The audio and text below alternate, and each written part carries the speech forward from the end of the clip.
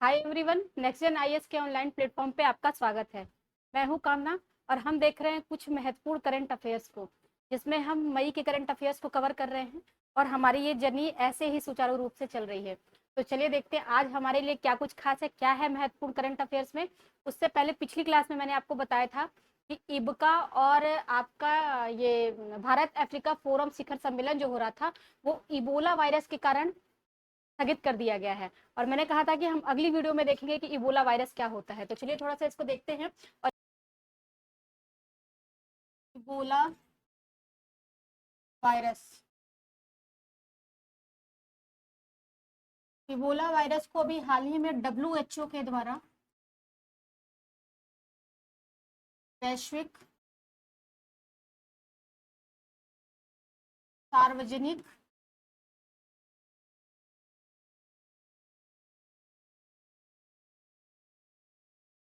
आपात की घोषणा की गई है। सार्वजनिक स्वास्थ्य आपात की घोषणा की गई है। अब ये देखो, इसको महामारी की घोषणा नहीं की गई है, इसको घोषणा की गई है सार्वजनिक आपात की, सार्वजनिक स्वास्थ्य आपात की, स्वास्थ्य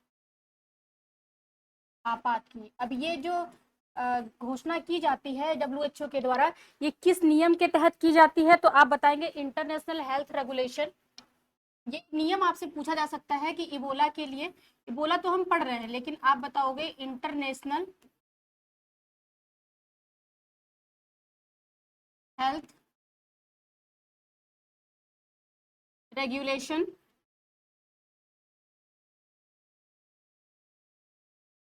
रूल है इनका 2005 का। ठीक है, इसके तहत ये तो बात हो गई कि इसको हेल्थ वैश्विक सार्वजनिक स्वास्थ्य आपात घोषित किया गया है। लेकिन इबोला वायरस है क्या? देखो, बेसिकली इबोला वायरस की अगर बात करें तो इसको सबसे पहले कहाँ पे खोजा गया था? इसको इसकी खोज सबसे पहले हुई थी अफ्रीका के कांगो रिपब्लिक में। कांगो रिपब्लिक में यहाँ पे एक नदी बहती है जिसका नाम है इबोला।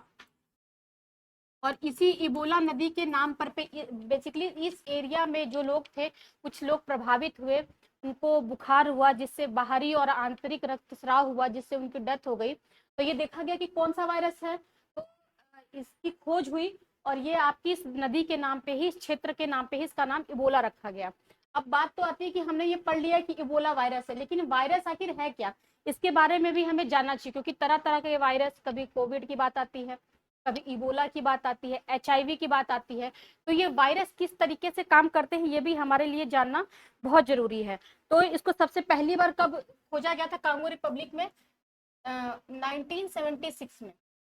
इतनी बातें आपको जाननी है। लेकिन अभी अगर करंट की बात करें तो ये जो आपका इबोला वायरस है, इसमें 6 वेरिएंट पाए जाते हैं। बेसिकली इसके 6 वेरिएंट हैं और हर जहां पे जो वेरिएंट पाया जाता है, 6 स्ट्रेन है इसके। जहां जो स्ट्रेन इसका पाया जाता है उसी के नाम पे इसका नाम रख देते हैं। तो उन 6 में अगर देखें तो सबसे घातक, अभी अभी तक का जो सबसे घातक रहा है उसका नाम है जायरे, जायरे स्ट्रेन। ये अभी तक का सबसे घातक रहा है और इसके लिए हमारे पास वैक्सीन उपलब्ध है। इसके बाद अगर देखें इसके बाद अगर देखें कि कौन सा सबसे घातक है, तो हम टूरान स्ट्रेन की बात करते हैं। ये आपका स्ट्रेन है। जैसे आपने कोविड में देखा था कि स्ट्रेन कई सारे होते हैं म्यूटेशन के बाद, उसी तरीके से ये इबोला जब आया था फिर ये कई तरीके का अपना रूप बदलता रहा और उसके बाद ये जायरे जो है एक स्ट्रेन के रूप में, जायरे में एक नया वायरस का एक नया टाइप पाया गया इबोला का ही, तो उसको उसी नाम पे जायरे स्ट्रेन रख दिया गया। इसकी वैक्सीन हमारे पास है। लेकिन अभी जो वर्तमान में हमारे पास वायरस दिखाई दे रहा है इबोला का, अब हम इसके लिए इतने चिंतित क्यों हैं? क्योंकि देखो, वायरस क्या है, जैसे आपने कोविड में देखा कि हमने कोविड की वैक्सीन बना ली, उसके बाद हमने वैक्सीन लगाया।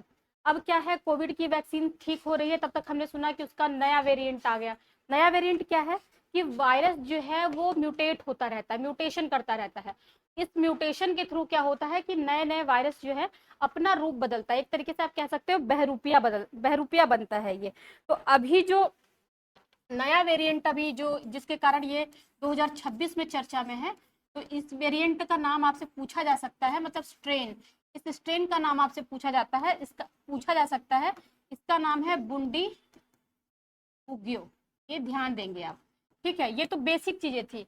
लेकिन अगर हम बात कर लेते हैं कि वायरस किस तरीके से काम करता है, देखो मैं थोड़ा सा बेसिक चीजें आपको बताना चाहती हूँ कि जिस तरीके से अगर आपको ये पता करना है कि कोई भी इंसान, कोई भी चीज लिविंग है या नहीं, जीवित है या नहीं, तो आप क्या करते हो, किन किन चीजों से हम पता करते हैं कि कोई भी चीज लिविंग है कि नहीं।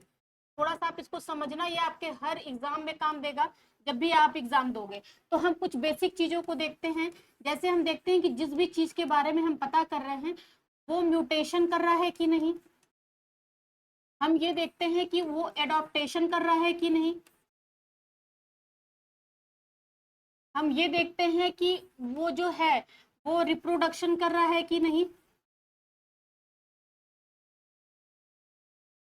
और फिर हम ये देखते हैं कि उसके अंदर सेल का स्ट्रक्चर क्या है, सेल स्ट्रक्चर। ठीक है, अब ये देखो, ये कहने का मतलब ये है कि म्यूटेशन का क्या मतलब है कि वो उपापचय की क्रिया, जो भी चीजें हम खाते हैं अपनी बॉडी में, तो वो चीजें टूट रही है कि नहीं बॉडी में। दूसरी बात अडॉप्टेशन क्या है, हम क्या करते हैं, सरवाइव करते हैं, हम किसी भी चीज को अडॉप्ट करते हैं। रिप्रोडक्शन क्या है, हम अपनी संख्या को बढ़ाते हैं। और हम सेल स्ट्रक्चर क्या है, मैं अभी यहाँ देखो डिटेल में नहीं बताऊंगी, मैं बस बेसिक बेसिक चीजें आपको बता रही हूँ। सेल स्ट्रक्चर क्या है कि एक सेल से ही कोई भी जो लिविंग ऑर्गेनिज्म है वो सेल स्ट्रक्चर से उसका फॉर्मेशन होता है।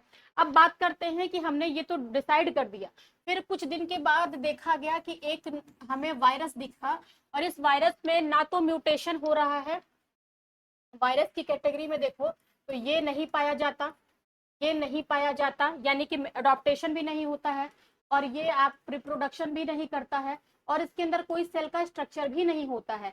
तो फिर वायरस है क्या, वायरस देखो हमारे चारों तरफ वायरस, बहुत सारे वायरस हैं, लेकिन ये क्या है, तब तक ये सोया हुआ है जब तक ये किसी भी सेल का सहारा नहीं लेता, यानी किसी भी सेल को ये इफेक्ट नहीं करता है। बात करते हैं वायरस की, तो कुछ इस तरीके का इसका स्ट्रक्चर है ये, और ये इसी के थ्रू ये चलता रहता है। इसके पास क्या होता है, खुद का एक आनुवंशिक पदार्थ, आनुवंशिक पदार्थ, और ये जो इसकी बॉडी होती है बाहर की, ये बनी होती है प्रोटीन की। बस इसी को लेकर के ये क्या कर रहा है, लटक रहा है, हमारे चारों तरफ लटक रहा है। अब क्या हुआ, किसी भी तरीके से तो हमने इसको कहा कि भाई ये तो ये सारे काम कर नहीं रहे, तो ये लिविंग की कैटेगरी में आता नहीं है। लेकिन फिर हमने देखा कि यही वायरस अगर किसी कोशिका को, किसी सेल को अगर इफेक्ट करता है, अगर उसके अंदर एंटर कर जाता है, तो ये क्या करता है, ये अपने ही तरीके के वैसी ही और कॉपीज बनाने लगता है, यानी कि ये लिविंग हो जाता है। तो हम इसको क्या कहते हैं, ये एग्जाम में पूछा गया है कि वायरस क्या है। वायरस जो है सजीव और निर्जीव के बीच की कड़ी है, सजीव और निर्जीव के बीच की, निर्जीव के बीच की कड़ी मानी जाती है, बीच की कड़ी है। क्यों कड़ी है, क्योंकि ये अभी ऐसे घूम रहा है, हमारे चारों तरफ लटक रहा है, घूम रहा है, तो ये क्या है, निर्जीव है। लेकिन इसने जैसे ही सेल को क्या किया, के प्रभाव में आया, एंटर किया, ये लिविंग हो गया। तो इस तरीके से ये तो हमने बेसिक चीजें देखा। अब हम देखते हैं कि वायरस का काम क्या है। देखो नॉर्मल अगर हम फंक्शन की बात करें, तो अगर हमारा ये सेल का स्ट्रक्चर है, मान लेते हैं, मैं पूरा सेल नहीं बनाऊंगी, मैं थोड़ी बेसिक चीजें आपको बताती हूँ। ये हमारा क्या है, न्यूक्लियस है, और यहाँ पे हमारा आनुवंशिक पदार्थ बैठा हुआ है, डीएनए। देखिए अगर बात करते हैं आनुवंशिक पदार्थ की, तो हम क्या पढ़ लेते हैं कि आनुवंशिक पदार्थ दो प्रकार के होते हैं, डीएनए और आरएनए। लेकिन थोड़ा सा इसमें बेसिक डिफरेंस ये है कि जो ह्यूमन बॉडी होती है उसमें आरएनए का काम जो है आनुवंशिक पदार्थ के रूप में नहीं होता है। आरएनए का काम सिर्फ होता है प्रोटीन संश्लेषण में, वो भूमिका निभाता है। हमारी बॉडी में डीएनए का काम होता है आनुवंशिक पदार्थ के रूप में काम करने का। तो ये थोड़ा सा आप ध्यान देंगे। तो ये एक ह्यूमन सेल है, ठीक। यहाँ पे हम क्या देख रहे हैं, ह्यूमन सेल की बात कर रही हूँ, मानव का सेल है ये। और यहाँ पे क्या है, आपका एक ये वायरस है। जब मैंने अभी वायरस आपको बताया, तो मैंने बताया कि इसके पास क्या है, सिर्फ दो ही चीजें हैं। एक तो इसकी बॉडी बनी हुई है प्रोटीन की, और कौन सी प्रोटीन है ये, तो याद आएगा आपको जब आप कोविड के टाइम पे चर्चा में था, स्पाइक प्रोटीन, ठीक है। और ये इसका आनुवंशिक पदार्थ है। तो वायरस ही एक ऐसा है, सजीव कह लो, निर्जीव कह लो, के बीच की कड़ी, जिसमें आनुवंशिक पदार्थ के रूप में, आनुवांशिक पदार्थ के रूप में डीएनए भी होता है और आरएनए भी होता है। देखो यहाँ पे मैं ऐसी कोई भी चीज नहीं लिखूंगी या बताऊंगी जो आपके एग्जाम के पॉइंट ऑफ व्यू से इंपॉर्टेंट नहीं है। यहाँ पे जितनी भी चीजें लिखी जाएंगी सब आपके लिए इंपॉर्टेंट है। अगर आपसे क्वेश्चन ये पूछेगा कि आनुवंशिक पदार्थ के रूप में कहाँ पे डीएनए और आरएनए दोनों काम करते हैं, तो आप बताएंगे वायरस में। ह्यूमन बॉडी में क्या करता है, मात्र डीएनए ही आनुवंशिक पदार्थ के रूप में काम करता है। अब तो ये हो गई नॉर्मल हमारा सेल का स्ट्रक्चर हो गया। उसके बाद हम ये देखते हैं कि हमारी ये जो सेल है इसमें क्या होता है, ये जुड़ी हुई होती है, बहुत सारे इसके ऑर्गेनल्स होते हैं। तो हम ये देखते हैं कि ऐसे कुछ संरचना होती है। ये आपका है, पूरा मैं नहीं बनाऊंगी यहाँ पे, छोटा सा बनाती हूँ।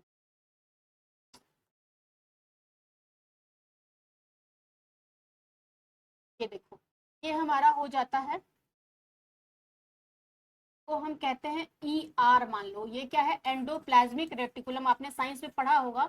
और इसी पे छोटे छोटे पाए जाते हैं क्या, राइबोसोम पाए जाते हैं, ऐसे छोटे छोटे, ठीक है, जिसको हम क्या कहते हैं, राइबोसोम, राइबोसोम। अब ये क्या है, हमारा डीएनए क्या कहता है, हमारा डीएनए का काम सिर्फ आनुवंशिक सूचनाओं को ही स्टोर करना नहीं होता है। डीएनए का काम क्या होता है, बॉडी बिल्डिंग मटेरियल। अब बॉडी बिल्डिंग मटेरियल कहने का क्या मतलब है, प्रोटीन। यानी कि क्वेश्चन आपसे ये भी पूछा है कि बॉडी बिल्डिंग मटेरियल किसे कहते हैं, तो प्रोटीन को कहते हैं। तो ये हमारे प्रोटीन के फॉर्मेशन में भी बहुत भूमिका निभाता है। अब प्रोटीन क्यों जरूरी है, मैंने आपको बताया, बॉडी बिल्डिंग, यानी कि पूरे हमारे बॉडी की जो भी संरचना है वो किससे निर्मित है, प्रोटीन से बनी हुई है। कैराटिन प्रोटीन आपने सुना होगा, हर तरीके का, बाल के लिए प्रोटीन, नाखून के लिए प्रोटीन, हमारी स्किन के लिए प्रोटीन, हर चीज प्रोटीन से बनी हुई है। अब ये प्रोटीन किस बॉडी में किस टाइप का बनेगा, ये सूचना किसके पास होती है, डीएनए के पास होती है। और ये डीएनए कहाँ बैठा होता है, न्यूक्लियस में। डीएनए क्या करता है, एक जगह बैठा होता है और वो क्या करता है, सूचनाओं को भेजता है किसके पास, राइबोसोम के पास। राइबोसोम का काम ये होता है, बेसिकली प्रोटीन निर्माण का काम करता है। ये प्रोटीन निर्माण की फैक्ट्री है। ये भी क्वेश्चन आपसे पूछा गया है, ध्यान देंगे, निर्माण की फैक्ट्री, ठीक है। अब देखो, इसके पास सूचना लेके आया आरएनए। आपको पता है कि जो अगर हमारी बॉडी में, मैंने बताया कि डीएनए क्या करता है, आनुवंशिक पदार्थ के रूप में काम करता है, जबकि हमारा आरएनए जो होता है वो क्या करता है, वो हमारे लिए प्रोटीन फॉर्मेशन में भूमिका निभाता है। अब ये आरएनए क्या है, 3 टाइप का है, mRNA, tRNA और rRNA। mRNA का कहने का मतलब क्या है, mRNA कहने का मतलब है कि मैसेंजर आरएनए, और tRNA ये क्या करता है, ट्रांसफर आरएनए, और ये राइबोसोमल आरएनए, तीनों का अलग अलग काम है।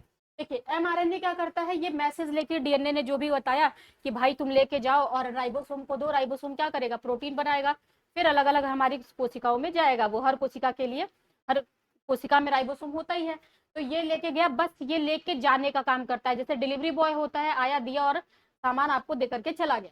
उसके बाद आपका टीआरएनए क्या करता है, जैसे ही देखता लिस्ट, अच्छा ये वाली प्रोटीन बनानी है, तो वो क्या करेगा, दौड़ दौड़ के एमिनो एसिड्स लेके आएगा, यानी सामान लेके आएगा, रॉ मटेरियल। यानी कि प्रोटीन का फॉर्मेशन किससे होता है, एमिनो एसिड से। याद रखेंगे, ये भी क्वेश्चन पूछा गया है। उसके बाद ये टीआरएनए ये काम तो कर दिया। अब ये एमआरएनए सॉरी आरआरएनए का काम ये होता है कि जो ये हमारा राइबोसोम होता है, इसको ये भी तो थकता है, ये भी बूढ़ा होता है, फिर खत्म होता है, तो इसको बनाने के लिए भाई राइबोसोम जिंदा रहेगा तो ही तो आगे प्रोटीन बनाएगा, तो इसका काम होता है राइबोसोम का निर्माण करना। तो ये 3 तरीके से हमारे नेचुरल प्रोसेस हमारा चलता रहता है। लेकिन अभी क्या हुआ, जैसे ही कोई आपका वायरस एंटर कर गया कहाँ पे, हमारी सेल में, किस तरीके से एंटर कर गया, क्योंकि हमारी बॉडी, हमारा इम्यून सिस्टम तो बहुत ही स्ट्रांग है, WBC हमारी इतनी स्ट्रांग है। उसके बाद कैसे घुस गया, हमारे देश की सेना भी बहुत स्ट्रांग है, चौथे नंबर पे हम आते हैं पूरे वर्ल्ड में। अगर वर्ल्ड पावर, उसका पावर इंडेक्स अगर हम देखें तो हम 4th नंबर पे आते हैं। लेकिन आतंकवाद की घटनाएं तो होती रहती हैं हमारे यहाँ, घुसपैठ तो होता ही है। उसी तरीके से बहरूपीय के रूप में अगर ये वायरस किसी भी तरीके से कोशिका के अंदर प्रवेश कर गया, तो ये पहुंचता है डीएनए के पास, और डीएनए को करता है हाईजैक, बैठाता है, और कहता है कि भाई अब खाना बनाएगी मेरी हंसा। आई होप आप लोग हंसा को जानते होंगे, यानी कि मेरी हंसा खरा बनाएगी और मैं बनाऊंगा। अब ये दोनों मिलकर के क्या करते हैं, यहाँ पे देखो ये प्रोटीन, अब ये जिस भी टाइप का वायरस है, मैंने आपको बताया कि यहाँ पे ये आनुवंशिक पदार्थ के रूप में ये दो तरीके से काम करते हैं। तो एक बेसिक क्वेश्चन आप ये भी ध्यान रखना कि ये आनुवंशिक पदार्थ के आधार पे भी वायरस दो प्रकार के होते हैं। एक ऐसा वायरस जिसके अंदर आनुवंशिक पदार्थ क्या है, आपका डीएनए है, डीएनए है, ये भी क्वेश्चन आपसे पूछा गया है, इसको कहते हैं डीएनए वायरस। लेकिन अगर किसी वायरस के अंदर आनुवंशिक पदार्थ के रूप में आरएनए काम कर रहा है तो हम इसको कहते हैं आरएनए वायरस। अब हम कैसे पहचानेंगे, क्योंकि कई बार ये पूछा जाता है कि ये कौन सी डिजीज है, तो आप इसको याद करने का सबसे आसान तरीका है कि जो आपका डीएनए वायरस होता है, ये दो तरीके, अगर किसी भी डिजीज में, किसी भी बीमारी में क्या लगा है, पॉक्स, जैसे चिकन पॉक्स हो गया, स्मॉल पॉक्स हो गया, या आपका एक होता है हेपेटाइटिस, हेपेटाइटिस, ठीक है। तो इन दो डिजीज में ये क्या होता है, आनुवंशिक पदार्थ के रूप में डीएनए होता है उस वायरस में। जबकि आरएनए की बात करें तो आपका कोविड हो गया, आपने कोविड को देखा जो कोविड-19 था, उसके बाद आपका एचआईवी हो गया, आपका ये इबोला हो गया, ये जितने भी वायरस हैं ये सारे कहाँ पे जाते हैं, आरएनए में जाते हैं। तो आप ध्यान रखेंगे कि इनके अंदर आनुवंशिक पदार्थ के रूप में कौन काम करता है, आरएनए। अब ये आपका इबोला वायरस की हम बात करते हैं कि इबोला वायरस किसी के अंदर एंटर कर गया। अब ये बुंडी बोगियो मान लेते हैं, भी नया वाला जो स्ट्रेन है, ये किसी के अंदर एंटर कर गया, यानी कि अब इसके अंदर ये आनुवंशिक पदार्थ कौन सा है, आरएनए है, ठीक। ये गया, अब इसने कहा कि भाई खाना तो मैं और मेरी हंसा बनाएंगे, तो डीएनए अब तू बैठ जा। अब ये इसने क्या किया, अब ये अपना जो इसका आनुवंशिक पदार्थ है उसके अनुरूप ये अपनी खूब सारी कॉपीज बनाने लगता है। अब ये क्या हो गया, हमारी जो कोशिका है, हमारी जो सेल है वो मिसगाइड हो गई, क्योंकि राइबोसोम को कोई मतलब तो है नहीं, इसको तो जो आप दोगे वो ही ये बनाएगा। अब इनका जा रहा है आरएनए और बता रहा है कि भाई तुम्हें यही प्रोटीन बनानी है, क्योंकि अंदर डीएनए तो हाईजेक बैठा हुआ है, वहां पे वायरस कंट्रोल कर रहा है चीजों को। तो हुआ क्या कि यहाँ पे अब गलत प्रोटीन बनने लगी, बॉडी भी हमारी गलत अलग तरीके से रिएक्ट करने लगी। अब बॉडी को समझ में नहीं आ रहा कि हुआ क्या। इसके लिए हम क्या करते हैं, वैक्सीन का फॉर्मेशन करते हैं। हमारे साइंटिस्ट ने कहा कि अच्छा इतने छोटे होकर के तुम इतना आतंक मचा रहे हो, हमने क्या किया, इंसान को पहुंचा दिया अंतरिक्ष में। अब देखो वैक्सीन का फॉर्मेशन हुआ। अब ये जो वैक्सीन का फॉर्मेशन हुआ यहाँ पे, तो हम पढ़ लेते हैं कि देखो क्वेश्चन यूपीएससी में भी आया हुआ है, पीसीएस में भी आया हुआ है, स्टेट पीसीएस अगर आप कोई सा भी दे रहे हो, एमपी का दे रहे हो, बिहार का दे रहे हो, राजस्थान का दे रहे हो, कोई सा भी दे रहे हो, तो ये आपसे ये नहीं पूछेगा कि इबोला कहाँ पे इसका स्ट्रेन देखा गया। तो खैर मैं बता दूं, हो सकता है मैं भूल गई हूँ बताने के लिए, अभी जो नया वाला ये वेरिएंट है, ये इबोला के लिए जो वैश्विक स्वास्थ्य आपात की घोषणा की गई है, कांगो रिपब्लिक और युगांडा वाले क्षेत्र में की गई, हो सकता है मैं पीछे भूल गई हूँ लिखना, तो आप ध्यान देंगे। और सूडान में भी इसका जो है प्रकोप वो फैल रहा है। खैर हमारे लिए जानना ये जरूरी है कि हमने जब वैक्सीन की विकास किया, तो वैक्सीन के विकास में हम क्या करते हैं, बेसिकली जब हमारा वैक्सीन का विकास होता है ये वायरस के लिए, तो हम इसमें अगर आरएनए वाला है तो हम क्या करते हैं, एमआरएनए को लेते हैं। एमआरएनए पे हम स्पाइक प्रोटीन, जो मैंने अभी आपको बताया यहाँ पे, ये वाला जो प्रोटीन है, शायद मैंने लिखा था यहाँ पे, एक सेकेंड, ये जो प्रोटीन है ये कौन सा प्रोटीन होता है, स्पाइक। ये कौन सा प्रोटीन है वायरस के पास, स्पाइक प्रोटीन है ना, इस प्रोटीन का नाम है स्पाइक। इंपॉर्टेंट है, ध्यान देंगे, ठीक है। इस स्पाइक प्रोटीन ये कैसे बना हुआ है, इसी का पूरा ब्लूप्रिंट लेकर के, इसी का स्ट्रक्चर हम क्या करते हैं, उस एमआरएनए वाली वैक्सीन पे, एमआरएनए पे डालते हैं। आपको पता है एमआरएनए क्या है, मैसेंजर आरएनए है, ये मैंने लिखा ना यहाँ पे, देखो यहाँ पे ये क्या है, मैसेंजिंग का काम करता है। इसी को हम उठाते हैं और इस पे हमने अब कौन सी सूचना लिख दी, हमने स्पाइक प्रोटीन बनाने का तकनीक लिख दिया कि किस तरीके से स्पाइक प्रोटीन बनेगा। अब ये एमआरएनए का कुछ काम तो है नहीं, ध्यान रखेंगे, हम डायरेक्ट स्पाइक प्रोटीन को किसी भी बॉडी में इंजेक्ट नहीं करते हैं। ये क्वेश्चन भी आपसे बन सकता है कि हम स्पाइक प्रोटीन को ही भेजते हैं, नहीं, हम क्या करते हैं, उसका ब्लूप्रिंट भेजते हैं। अब वो ब्लूप्रिंट गया, उसको देखा, क्योंकि प्रोटीन बनाने का काम राइबोसोम के पास है, इसने देखा कि अच्छा ये वाली प्रोटीन बनानी है, ये बनाना शुरू कर दिया। अब जब बॉडी में हमारे स्पाइक प्रोटीन बनने लगा, तो हमारी जो प्रतिरक्षा प्रणाली है, इम्यून सिस्टम है, वो तुरंत एक्टिवेट होता है और फिर फॉर्मेशन का होती है एंटीबॉडीज की। अब एंटीबॉडीज वगैरह, ये देखो टॉपिक एक के बाद एक दूसरे से जुड़ते चले जाएंगे। तो आपको पता है कि एंटीबॉडीज का फॉर्मेशन कैसे होता है, बी सेल्स जो हमारी आएंगे, WBC, ये सारे हैं। बस मैं मुझे इतना बताना था कि यहीं से हम जो बार बार कोविड में भी बात कर रहे थे कि हमारा जो है एंटीबॉडी कैसे बनेगा, तो यही प्रोसेस होता है, एंटीबॉडी बनती है और फिर वहां पे mRNA को मार दिया जाता है, क्योंकि अगर वो बॉडी में रहा तो क्या होगा, फिर अलग तरीके की वैसी ही प्रोटीन बनने लगेगी ज्यादा। अब ये स्पाइक प्रोटीन, mRNA सब कुछ कंप्लीट हो गया। आई होप आपको ये समझ में आया होगा कि हमने क्या देखा। ये हमारा था पूरा इबोला वायरस के बारे में। ठीक है, अब हम बात कर लेते हैं कि ये जो आपका इबोला वायरस है, इसका ये स्ट्रेन तो अभी वाला है बुंडी बुगियो, लेकिन इबोला वायरस फैलता किससे है। बात तो हो गई कि किस तरीके से होता है, तो आप ध्यान देंगे ये एक जूनोटिक डिजीज है ना, बीमारी है ये। जूनोटिक कहने का मतलब है कि ये जानवरों से इंसानों में फैलने वाली बीमारी है। कहा जाता है कि ऐसा रिसर्च में आया कि आपका ये चमगादड़ हो गया, चिंपैंजी हो गए, बंदर हो गया, इन सब की वजह से ये बीमारी फैली है। तो ये जीनोटिक डिजीज लोगों में कैसे आई, तो यहाँ पे आप लिख सकते हो चमगादड़,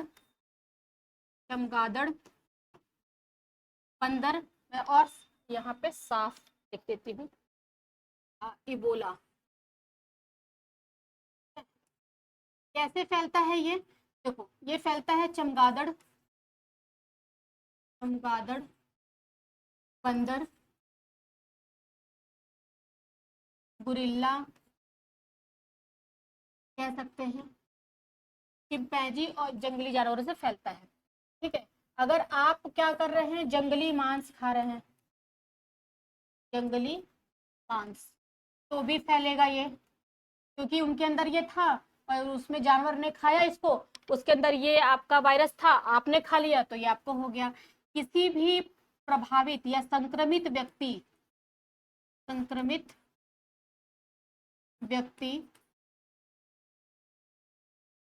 के तरल पदार्थ से, संक्रमित व्यक्ति के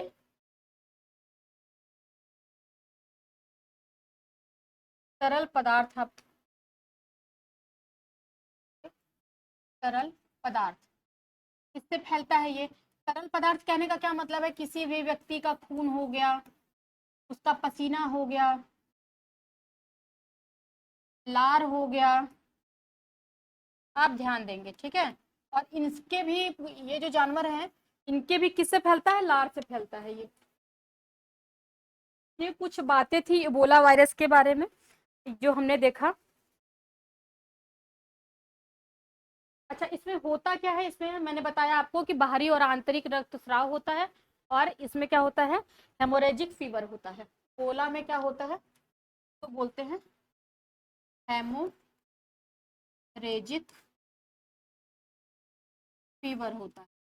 जैसा कि मैंने बताया स्टार्टिंग में ही आपको कि क्या है, इसमें बाहरी और आंतरिक रक्तस्राव होता है। तो ये था हमारा इबोला वायरस, जिसको हमने थोड़ा डिटेल में पढ़ने की कोशिश करी, समझने की कोशिश की, हमने समझा। एक चीज और मैं आपको बताऊं कि कल की वीडियो में मैंने माइक थोड़ी ठीक नहीं चल रही थी, जिसकी वजह से ध्यान थोड़ा सा इधर उधर हुआ। मैंने आपको बताया था कि जो काजीरंगा का क्षेत्र है, ये भी थोड़ा सा आप यहीं पे नोट कर लेना, काजीरंगा। ठीक है, ये काजीरंगा का क्षेत्र मैंने बताया था 1302 वर्ग किलोमीटर। ठीक है, या किलोमीटर स्क्वायर कह लो। देखिए इसका क्षेत्र जो है 1302 ही किलोमीटर है, वो मैंने बोल दिया था 13,002 किलोमीटर। तो थोड़ा सा ध्यान देंगे, ये लिखा सही है, ये 1302 ही किलोमीटर है। बाकी मैंने कल एक चीज आपको और बताई थी, चपराला, प्राणहिता, प्राणहिता चेवेल्ला, चेवेल्ला बांध के बारे में बताया था, है ना। ये मैंने आपको बताया था, और मैंने बताया था कि चपराला वन्य जीव इसकी वजह से चर्चा में है, चपराला वन्य जीव। ठीक, ये देखो ये बांध बेसिकली कहाँ पे है, तेलंगाना और महाराष्ट्र की बॉर्डर पे है, तेलंगाना और महाराष्ट्र के बॉर्डर पे है।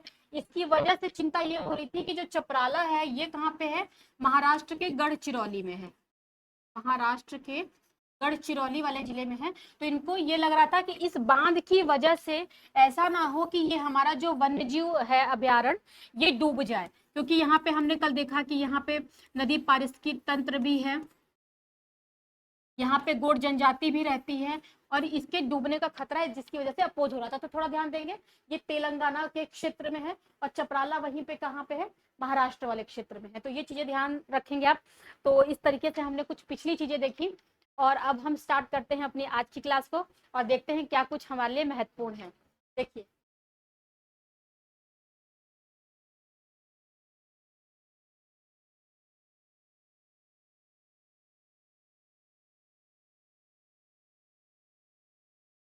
भारत इटली रणनीतिक साझेदारी को कौन सा दर्जा प्रदान किया गया है? अब देखिए, व्यापक साझेदारी, विशेष रणनीतिक साझेदारी, व्यापक रणनीतिक साझेदारी, रणनीतिक साझेदारी, इस टाइप के जब प्रश्न आते हैं तो बहुत सारे लोगों के मन में कंफ्यूजन ये होता है कि ये कौन सी पार्टनरशिप है जो हमने अभी तक नहीं सुनी है। देखिए, ऐसा कोई भी ये जो टर्म्स आपको दिख रहे हैं, ये लगभग अभी पिछले 2-3 दशक में यानी कि 10-20 सालों में ज्यादा पॉपुलर हुए हैं।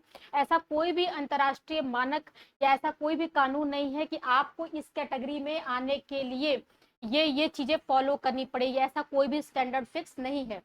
ये हर देश, हर कंट्री क्या करती है, दूसरे देश के साथ अपने आत्मीयता, अपने विश्वास, संबंधों की गहराई के आधार पे संबंधों को अपग्रेड करते हैं। कैसे समझेंगे इस चीज को? जैसे मान लीजिए आप में से बहुत सारे लोग बाहर पढ़ने के लिए गए होंगे, आपने क्या किया, रूम लिया, रूम में आपका एक पार्टनर आया, ठीक है। पहले इसका आंसर हम देख लेते हैं। इसका आंसर तो हो गया आपका विशेष रणनीतिक साझेदारी, यानी स्पेशल स्ट्रेटेजिक पार्टनरशिप।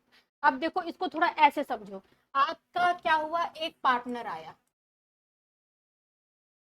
ठीक, आपके रूम में शेयर करने के लिए। देखिए, देश के भी संबंध बेसिकली वैसे ही होते हैं जैसे हमारे संबंध होते हैं। क्या हुआ, आपका पार्टनर आया रहने के लिए, आप स्टार्टिंग में क्या कहते हो, भाई मैं अपना खाना खुद बनाता हूँ या बनाती हूँ, आप तुम अपना देख लो। उसने कहा कि मैं तो टिफिन लगाऊंगा। अब दोनों क्या है, पार्टनर है, अपने अपने रूम में फिक्स है। 2-3 दिन 4 दिन बीतता है तो दोनों क्या कहते हैं कि अरे यार चलो, तुम खाना बना रहे हो, मैं तुम्हारी हेल्प कर दूं, खड़े होकर कुछ नहीं कर रहा तो बात ही कर रहा, मतलब थोड़ी बहुत बातचीत शुरू होती है।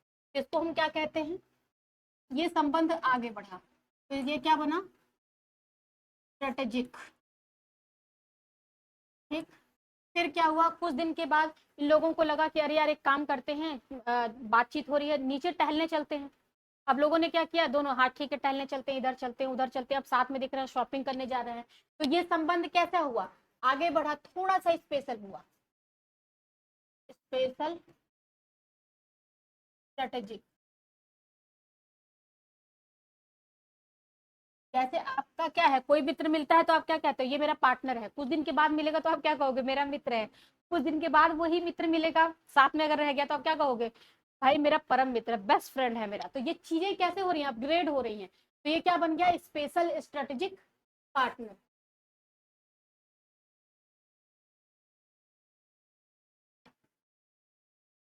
क्या बन गया, ये स्पेशल स्ट्रेटेजिक पार्टनर।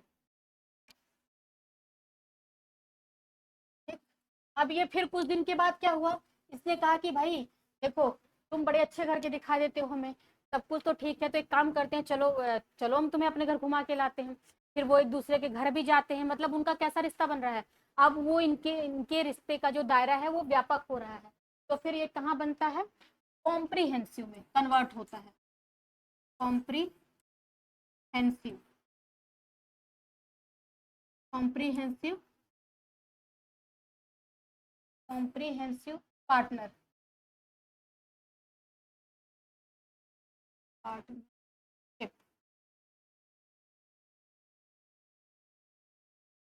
ठीक है। देखो, अब ये क्या हो गया, फिर इस तरीके से ये बढ़ता जाएगा, फिर धीरे धीरे क्या हो गया, इनके संबंध और बनेंगे। तो ये कॉम्प्रीहेंसिव फिर क्या बन जाएगा, स्ट्रेटेजिक कॉम्प्रीहेंसिव पार्टनरशिप। फिर ये आगे और बढ़ेगा तो क्या बन जाएगा, स्पेशल स्ट्रेटेजिक पार्टनरशिप। होता बेसिकली कुछ नहीं है, बस इनके आपस में विश्वास बढ़ते चले जाते हैं। जैसे देखो, मैं आपको यहाँ पे दिखाऊं, आप देखो, ये देखिए, देशों के आपसी रिश्तों को समझते हैं एक नजर में, क्या है, अगर स्ट्रेटेजिक पार्टनरशिप है तो हम क्या कहते हैं, रक्षा के क्षेत्र में सुरक्षा, साइबर सहयोग, सैन्य अभ्यास और डिफेंस पॉलिसी में मजबूती के साथ काम करते हैं। यानी कि अगर हमारी किसी के साथ स्ट्रेटेजिक पार्टनरशिप है तो हम उसके साथ क्या करते हैं, मिलिट्री एक्सरसाइज आपने देखा होगा, रक्षा संबंधी बातों को शेयर करते हैं, साइबर सहयोग करते हैं, डिफेंस पॉलिसी उसके साथ शेयर करते हैं। फिर हमने क्या किया, ये भारत का इटली के साथ था पहले, ये पहले की बात हो रही है। लेकिन अभी 2026 में हमने क्या कर दिया, स्पेशल स्ट्रेटेजिक पार्टनरशिप में अपने रिश्तों को कन्वर्ट कर दिया। अच्छा, ये रिश्ते कन्वर्ट कैसे हुए? आगे बढ़ने से पहले देखिए, मोदी जी जब गए अभी इटली में, आपने देखा कि 5 देशों की यात्रा पे थे, तो मोदी जी पहुंचे वहां पे, वो पहुंचते ही उन्होंने क्या किया, ऐसा तो नहीं है कि वहां एयरपोर्ट से उतरे होंगे और धीरे से चुपके से, मेलोडी देखिए मैं आपके लिए क्या लेके आया हूँ, चॉकलेट और फिर सॉल लेके आया हूँ, ऐसा कुछ तो नहीं हुआ होगा। क्योंकि बेसिकली देखिए, अगर किसी भी देश का व्यवहारिक प्रमुख, मैं व्यवहारिक क्यों कह रही हूँ, क्योंकि किसी भी देश का जो संवैधानिक प्रमुख होता है वो हर देश के अलग अलग होते हैं, लेकिन अगर इंडिया की बात करें तो इंडिया में संवैधानिक प्रमुख किसको कहते हैं, राष्ट्रपति को कहते हैं। वही हमारा व्यवहारिक प्रमुख क्या है, हमारे प्रधानमंत्री हैं। तो वो अगर किसी देश की यात्रा पे जा रहे हैं, किसी को कुछ गिफ्ट कर रहे हैं, तो उसके लिए पूरा एक सिस्टम काम करता है। यानी कि अगर बात करें तो आपका विदेश मंत्रालय हो गया, स्टेट के आईएफएस ऑफिसर्स हो गए, ओडीओपी पहल के तहत कौन सी योजना आ रही है, किस स्टेट में क्या चीजें हैं, पूरा रिसर्च ये कई महीनों से चलती है कि यहाँ पे हम अगर ये चीज, ये काम करेंगे या ये गिफ्ट देंगे तो इसका इम्पैक्ट क्या पड़ेगा दूसरी कंट्री पे, हमारे व्यापार के लिए, यानी कि हमारे जियो पॉलिटिक्स के लिए, हमारे जियो इकोनॉमी के लिए क्या इम्पैक्ट होगा, ये सारी चीजें की जाती हैं। तो उसी के तहत हमने ये क्या किया, थोड़ा सा मैं एक बताती हूँ आपको कहानी। अभी जब मोदी जी गए तो उन्होंने क्या किया, कुछ चीजें गिफ्ट करी। क्या क्या चीजें गिफ्ट की, इसको हम अभी आगे देखेंगे, अभी नहीं देखेंगे, आगे देखेंगे। इन्होंने गिफ्ट किया मूंगा सिल्क का स्टोल, याद रखेंगे, अभी हमें ये पढ़ना है। और क्या गिफ्ट किया, सिरऊ लिली, सिरऊ लिली सिल्क का स्टोल गिफ्ट किया, ठीक है। और क्या हुआ, इन्होंने वहां के राष्ट्रपति को भी दिया, कुछ क्या दिया, पच्चीकारी से निर्मित मार्बल का एक इनबॉक्स दिया, वो भी हमारे लिए इंपॉर्टेंट है। वो ये सारे फैक्ट हम देखेंगे। लेकिन अब यहाँ पे ये लगा मेलोनी जी को कि भाई मोदी जी तो इतने सारे गिफ्ट दे रहे हैं, मैं तो कुछ दे ही नहीं रही हूँ। तो मेलोनी ने क्या किया, फोन लगाया तुरंत, कहाँ पे, रोम में लगाया। अब रोम क्या है, इटली की कैपिटल है, हम सभी को पता है। अब रोम में लगाया, भाई बात कराओ किससे, बात कराओ एफएओ पे। एफएओ क्या है आपका, आप बताएंगे हमें कमेंट करके कि एफएओ कैसी संस्था है। ठीक है, सोचिए, कमेंट करिए, तब तक मैं आगे देखती हूँ। देखिए, अभी आएंगे इस पे, ये क्या है। अभी ये हमारा रिश्ता कैसा चला गया, इतने सारे गिफ्ट आदान प्रदान हुए, मोदी ने जी ने दिया, मेलोनी ने दिया। तो क्या हुआ, हमने कहा कि भाई देखो इतने गिफ्ट अच्छे अच्छे मिल रहे हैं, तो हम अपनी पार्टनरशिप को थोड़ा सा अपग्रेड करते हैं। तो अब जब स्पेशल स्ट्रेटेजिक पार्टनरशिप में अपग्रेड हुआ हमारी दोस्ती, तो इसमें क्या क्या हम करेंगे, एआई पे बात करेंगे, हम क्या करेंगे, स्पेस के सेक्टर में काम करेंगे, हम क्या करेंगे, ऊर्जा के क्षेत्र में काम करेंगे, हम क्या करेंगे, हाई टेक सहयोग करेंगे, ज्वाइंट प्रोडक्शन करेंगे। जिस तरीके से भारत अभी तक कहता आया है कि मेक इन इंडिया पॉलिसी जो भारत की चल रही थी कि हम भारत में ही चीजों को बनाएंगे और हम निर्यात करेंगे, लेकिन यहाँ पे अब ये होगा कि हम क्या करेंगे, सह उत्पादन, सह विकास, सब कुछ सह मतलब कॉपरेशन के साथ करेंगे, मिल करके करेंगे। तो 2026 में ये अपग्रेड हो गया है, ये ध्यान रखेंगे आप। अगर हम बात करते हैं कि भारत के 6 देशों के साथ खास दोस्ती है, कौन कौन से, ये देखिए, मुझे ये बताना आपको, जो कॉम्प्रिहेंसिव स्ट्रेटेजिक पार्टनरशिप है, ये क्या होता है, ये सबसे हाई लेवल का द्विपक्षीय संबंध है। इसमें दो देश रक्षा, ऐसा नहीं है कि हमारे संबंध अपग्रेड होंगे तो पीछे वाले सारी चीजें खत्म होती चली जाएंगी, नहीं, पीछे वाली चीजें भी उसमें इंक्लूड रहेंगी, बस चीजें और बढ़ती चली जाएंगी। तो आज सबसे अभी अपग्रेड होकर के अभी इटली के साथ हमने स्ट्रेटेजिक पार्टनरशिप भी बनाया है, अभी कॉम्प्रिहेंसिव और स्ट्रेटेजिक में आना बाकी है। तो हम क्या करेंगे, इसमें दो देश रक्षा, अर्थव्यवस्था, तकनीकी और विदेश नीति जैसे क्षेत्रों में बात करते हैं। तो इस टाइप के रिलेशन हमारे किसके साथ है, ऑस्ट्रेलिया के साथ देखने के लिए मिलते हैं। या भारत इस टाइप के रिलेशन के लिए प्रायोरिटी अगर देखें तो जो हमारी एक्ट ईस्ट की पॉलिसी है, जो लुक ईस्ट पॉलिसी थी, जो अपग्रेड होकर के एक्ट ईस्ट पॉलिसी बनी मोदी गवर्नमेंट में, तो उसी के तहत हम पहले देखते हैं कि हम यहाँ पे अपने संबंधों को बेहतर करते हैं, फिर हम और भी देशों के साथ अपने संबंधों को बढ़ाते हैं। तो ये कुछ बेसिक चीजें थी जहाँ पे ये हुई। तो फिलहाल न्यूज तो यही थी कि यहाँ पे क्या हो गया, हमारा इनका जो पार्टनरशिप है वो बढ़ गया है। और यहाँ पे क्या हुआ, क्योंकि देखो गिफ्ट बहुत आदान प्रदान हो गया, तो अब ये हुआ कि चलो भाई कुछ काम की बात करते हैं, है ना। तो काम की बातें क्या हुई यहाँ पे, देखिए आइए व्याख्या देखते हैं। भारत के प्रधानमंत्री की इटली आधिकारिक यात्रा के दौरान भारत और इटली ने अपने द्विपक्षीय संबंधों को रणनीतिक साझेदारी से किससे स्ट्रेटेजिक पार्टनरशिप से उन्नत करके क्या बना दिया, विशेष रणनीतिक साझेदारी। याद रखेंगे आप, जैसा कि मैंने आपको बताया ये क्या है, इसके लिए कोई अंतर्राष्ट्रीय मानक नहीं है, ये ऐसे ही देश क्या करते हैं अपने संबंधों के आधार पर इसको अपग्रेड करते हैं, बदल दिया है, जिसके तहत अब हम क्या करेंगे, रक्षा क्षेत्र में बात करेंगे इटली के साथ, व्यापार में बात करेंगे, एआई के सेक्टर पे बात करेंगे, महत्वपूर्ण खनिज पे बात करेंगे, समुद्री सुरक्षा, कनेक्टिविटी, और सबसे इंपॉर्टेंट है कि हम आईमैक पे बात करेंगे। ये आईमैक क्या है देखते हैं इसको। देखिए यहाँ पे क्या है, व्यापार और निवेश में सहयोग, एक एक करके देखते हैं। ये सारे इंपॉर्टेंट फैक्ट्स हैं, यहाँ से क्वेश्चन जरूर बनेगा, आप देखना क्यों बनेगा, क्योंकि देखो मोदी जी और मेलोनी बहुत चर्चा में है। अब सबने ये देखा कि मोदी जी गए मेलोडी चॉकलेट गिफ्ट कर दिया। भाई कहीं का अगर प्रमुख कुछ गिफ्ट कर रहा है, आप ऐसे सोचो, आपको एक सिविल सर्वेंट के हिसाब से सोचना है। रील्स तो बनते रहेंगे, लोग दिखाते रहेंगे कि भाई एक दिन में ब्लिंकिट और इंस्टामार्ट से चॉकलेट ही गायब हो गई, लेकिन इसका एक दूसरा पक्ष ये भी तो है कि देखो हमारी कितने इनकी बिक्री कितनी हुई, इकोनॉमी में देखो हमारे कितना बूस्ट आया। दूसरी चीज, हमारी जो एक लोकल चीज है, लोकल चीज कहने का मतलब है कि हमारी जो पार्ले कंपनी, आपने देखा होगा कि जब उसकी वो गिफ्ट कर रहे थे चॉकलेट, तो उसपे पार्ले कंपनी का लोगो बना हुआ था। अब ये पार्ले कंपनी ने बिना किसी पैसे के, बिना किसी विज्ञापन के क्या पाया, वैश्विक ख्याति प्राप्त की इसमें। ठीक है, तो इससे क्या होता है, हमने अपने ब्रांड को प्रमोट किया दिखा करके, इसका प्रमोशन हुआ पार्ले कंपनी का, तो ये हमारी इकोनॉमी के लिए इंपॉर्टेंट हो गया। इस डायरेक्शन में आपको सोचना है। वही हमने ये देखा कि भाई बताओ, यहाँ पे मना करके चले गए कि सॉल मत तोड़ो, यहाँ मत मना करके गए सोना मत खरीदो, गैस मत खरीदो, तेल मत खरीदो, वहां जाकर के क्या कर दिया, सॉल गिफ्ट कर रहे हैं।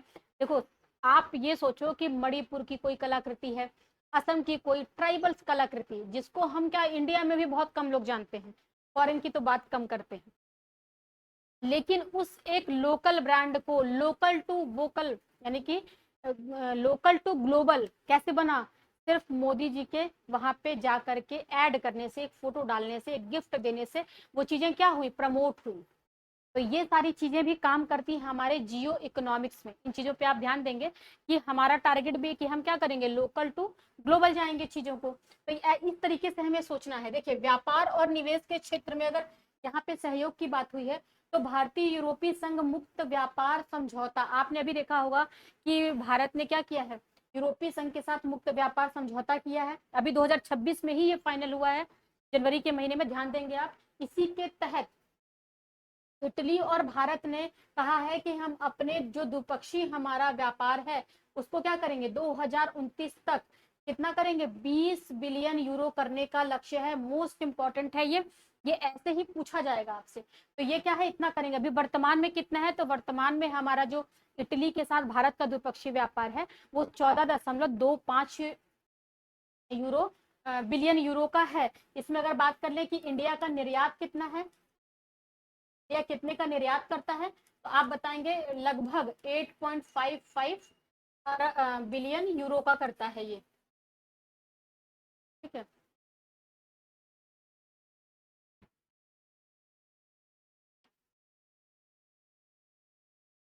ये ध्यान देंगे आप। वहीं अगर बात करें, वहीं अगर बात करते हैं, वहीं अगर बात करें इटली की, तो इटली का कितना है, इटली करता है लगभग, मान लेते हैं 5.5 के आसपास, 5.7 के आसपास मान लेते हैं, 7 ही, ऐसे ही कुछ है। इतना इटली का है हमारे यहाँ क्या है, निर्यात है। तो इस तरीके से अब हम इसको बढ़ा करके दोनों को काउंट करोगे आप, तो कितना आ जाएगा, 14.25 8.55 बिलियन यूरो। इटली का भी इतना ही है बिलियन, ये है ना सिंबल ऐसे बनाते हैं यूरो का, तो ये है इतना। हम कित करेंगे, 14.25 से अब बढ़ा करके हम कहाँ तक ले जाएंगे, 20 बिलियन यूरो तक लेके जाएंगे। अगर बात करें रक्षा क्षेत्र में रोड मैप को अपनाया गया दोनों देशों के द्वारा, और रक्षा प्लेटफॉर्मों में क्या कहा जाएगा, हमने क्या कहा, अब संबंध थोड़े से बेहतर हो रहे हैं। पहले पार्टनर ने कहा कि मैंने तो टिफिन लगाया है, उसने कहा कि नहीं मैं तो अपना खाना खुद बनाता हूँ, फिर धीरे धीरे भाई चलो मिलके बनाते हैं, तो ये क्या हुआ, संबंध अपग्रेड हुए। तो अब सह डिजाइन, सह विकास, सह उत्पादन, ये एक साथ मिल करके रक्षा के क्षेत्र में काम करेंगे, ध्यान देंगे। दूसरा, समुद्री क्षेत्र में सहयोग के लिए इन्होंने कहा है कि हम समुद्री सुरक्षा संवाद शुरू करेंगे। क्वेश्चन ऐसे ही पूछा जाएगा कि भारत ने किस देश के साथ समुद्री सुरक्षा संवाद शुरू करने की घोषणा की है, तो आप बताएंगे इटली के साथ। अगला देखते हैं क्या है, संपर्क कनेक्टिविटी, यानी कि भारत, अब ये तो मोस्ट इंपॉर्टेंट है, ये देखना क्वेश्चन आएगा ही आएगा आपके एग्जाम में। बात होती है जब भी हम G20 में इंडिया की बात करते हैं कि इंडिया में G20 की समिट कब हुई थी, 2023 में। कहाँ पर हुई थी, इंडिया में। याद रखेंगे यहाँ पे बहुत सारे काम किए गए थे, और ये इंडिया ने यहाँ पे एक प्रस्ताव रखा कि क्यों ना हम जो चीन की board belt and road initiative है उसका एक विकल्प लेके आए। तो इन्होंने एक विकल्प के रूप में आई मैक को प्रस्तावित किया था।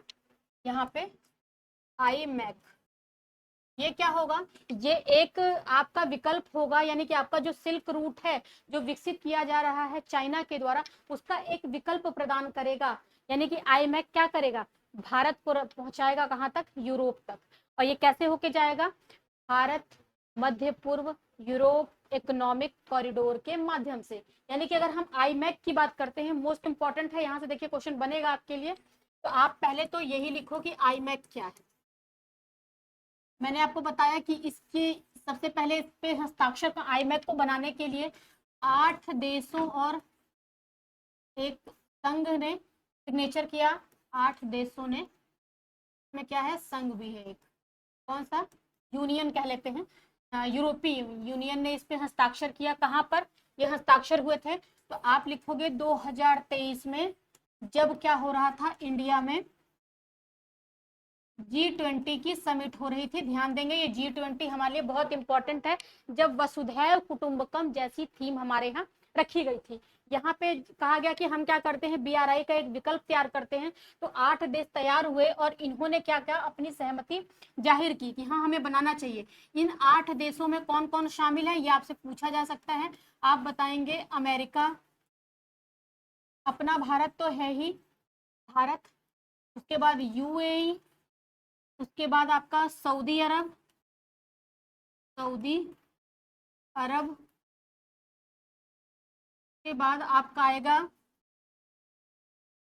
फ्रांस, जर्मनी,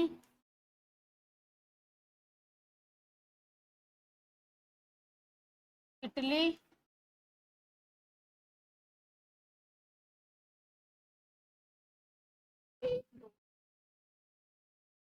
एक कौन सा रह रहा, फ्रांस, जर्मनी, ठीक है। अभी एक मुझे याद नहीं आ रहा, अभी देखते हैं ना। देखिए, तो इन 8 देशों ने मिलकर के क्या किया, हस्ताक्षर किया। अब ये आईमैक क्या है, अगर आईमैक की बात करें तो ये क्या है आपका, इंडिया, इंडिया मिडल ईस्ट, इसकी फुल फॉर्म इंपॉर्टेंट है आपके लिए, मिडल ईस्ट। उसके बाद हम कहाँ जाएंगे, यूरोप इकोनॉमिक कॉरिडोर।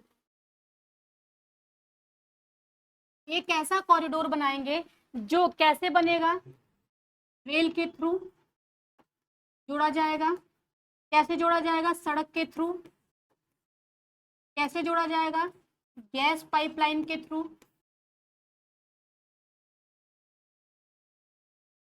लाइन के थ्रू। कैसे जोड़ा जाएगा, ऑप्टिकल फाइबर के थ्रू।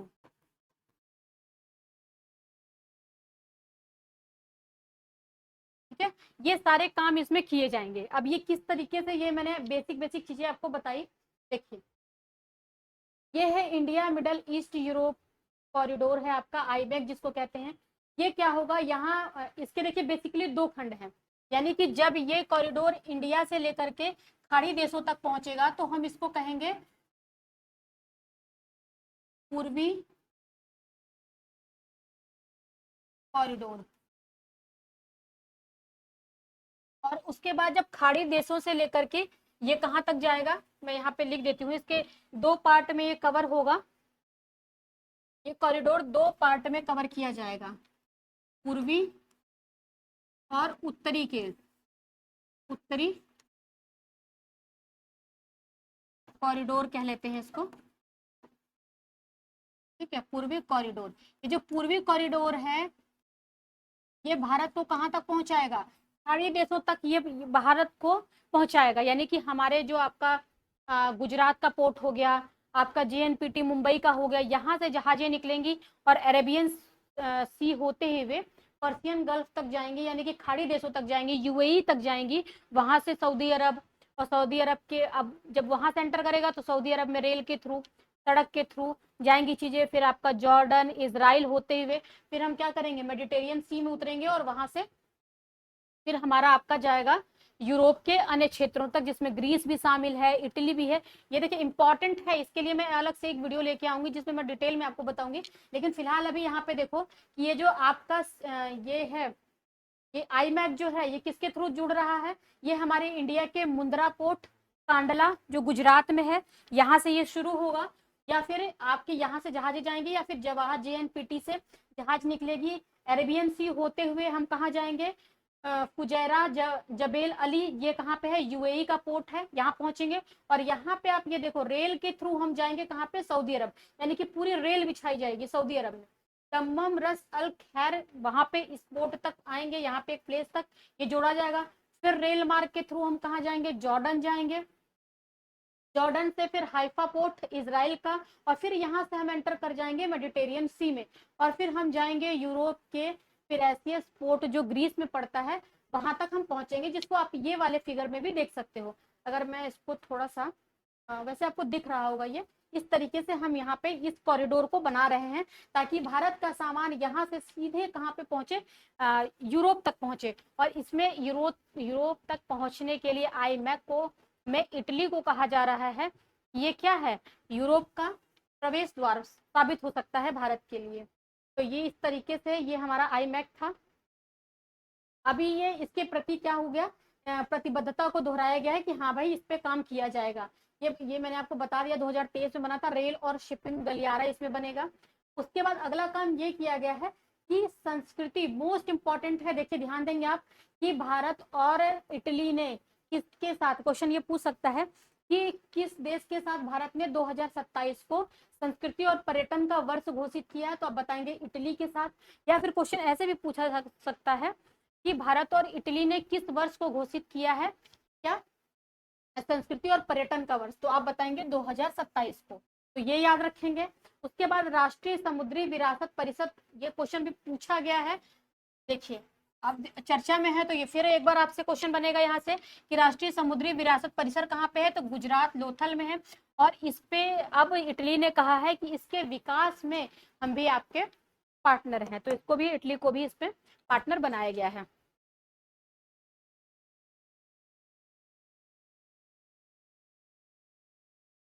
ठीक है, इस पे भी एमओयू पे साइन हुआ है। प्रौद्योगिकियां और नवाचार करने के लिए भारत ने कहा है कि हम क्या करेंगे, इनोवेट इंडिया की घोषणा की है दोनों देशों के द्वारा कि हम नवाचार के लिए क्या बनाएंगे, इनोवेट इंडिया की स्थापना करेंगे। ठीक है, और भी क्या यहाँ पे हमारे एग्रीमेंट हुए हैं इटली में, तो अंतरिक्ष में सहयोग, क्रिटिकल मिनरल्स मोस्ट इंपॉर्टेंट है, भारत का क्रिटिकल मिशन भी चल रहा है, यूपीएससी ने भी इस पे प्रश्न भी पूछा है, तो ध्यान देंगे आप। और भारतीय नर्सों के लिए मोबिलिटी एग्रीमेंट भी किया गया है। बेसिकली भारत और इटली में क्या अगर हम देखें तो जो हमारा यूरोपीय संघ है उसमें इटली हमारा चौथा सबसे बड़ा व्यापारिक भागीदार है। तो आप ये ध्यान देंगे, ये हमारे लिए इम्पोर्टेंट है। और हम क्या चीजें मंगाते हैं, क्या चीजें भेजते हैं, तो हम आपको पता है कि जितनी महंगी चीजें हैं हम सब, जैसे गाड़ियां हो गई, ये सारी चीजें हम क्या करते हैं, इटली से मंगाते हैं, और बदले में क्या भेजते हैं, वही अपना दवाइयाँ। चलिए अगला क्वेश्चन देखते हैं, वर्ल्ड सिटीज रिपोर्ट 2026 किसके द्वारा जारी किया गया है, UN habitat, world bank, UNEP और आईएमएफ। तो इसका आंसर हो जाएगा यूएन हैबिटेट। अब ये यूएन हैबिटेट कहने का क्या मतलब है, यूनाइटेड नेशन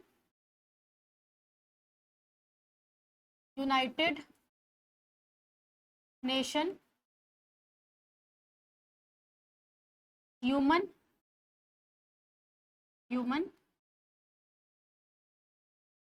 सेटलमेंट प्रोग्राम, ठीक है। इसके द्वारा बेसिकली यूएन का एक प्रोग्राम भी है और यूएन की एक संस्था भी है, एक एजेंसी भी है। इसने क्या किया, इसको बनाया गया था कि जो पूरे विश्व में, पूरे वर्ल्ड में जो मानव है उनका क्या हो सके, उनका विकास हो सके, उनको कम से कम जो हमारा बेसिक है, क्या है, रोटी कपड़ा और मकान, यानी कि मकान जो हमारा क्या है, राइट है, ह्यूमन राइट है, उसको सिक्योर किया जा सके, उसके लिए ये संस्था काम करती है। और इसकी स्थापना की गई थी 1978 में। तो आप ध्यान रखेंगे, इसकी एक बैठक होती है हर साल, जिसको हम कहते हैं विश्व शहरी मंच।